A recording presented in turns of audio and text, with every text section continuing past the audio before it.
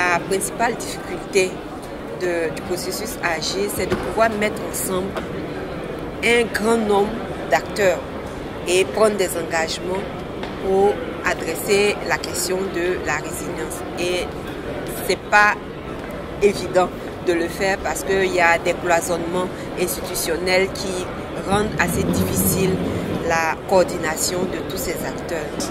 Il faut que ce dialogue-là soit renforcé avec la participation de tous les acteurs, c'est-à-dire les bailleurs de fonds, les partenaires au développement, la société civile, les États et toutes les parties prenantes pour que ce soit un dialogue inclusif et ouvert. Nous jouons notre rôle en renforçant les capacités de nos membres, qui soient capables d'être des forces de proposition. Il ne faut pas seulement des forces de protestation, il faut aussi être des forces de proposition.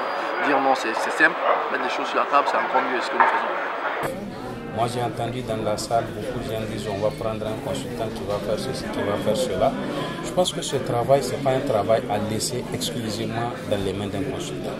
Il faut que le point focal agisse, il faut que le secrétaire permanent du SILS dans les pays, mais il faut également que des représentants des PTF, de la société civile, des représentants des ministères techniques puissent se rejoindre aux consultants pour travailler ensemble main dans la main. Il ne s'agit pas simplement de trouver des consultants pour qu'ils fassent les choses, il faut que les acteurs s'y investissent pour deux raisons. Premièrement, on doit s'approprier nous-mêmes le processus. Deuxièmement, ça facilite après la mise en œuvre. J'ai vu beaucoup de gens sont en train de démarrer par les études PRP sans avoir mis en place les dispositifs qui devraient servir de tremplin pour la réalisation de ces études-là. Parce que si le cadre de pilotage stratégique n'a pas été mis en place, il est évident que la mobilisation de tous les acteurs risque d'être un peu difficile. Si le cadre de dialogue n'est pas mis en place, mais comment on va valider les résultats de ce processus-là?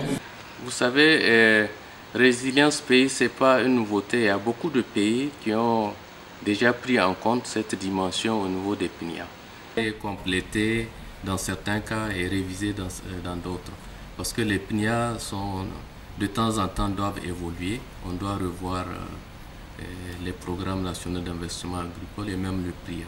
Même en ce moment, le problème fondamental auquel font face les pays, c'est les compétences. Nous allons renforcer les équipes nationales pour qu'elles puissent, si vous voulez, maintenir le cap et arriver assez rapidement à boucler les programmes nationaux qui vont faire partie donc, du grand bateau Agir.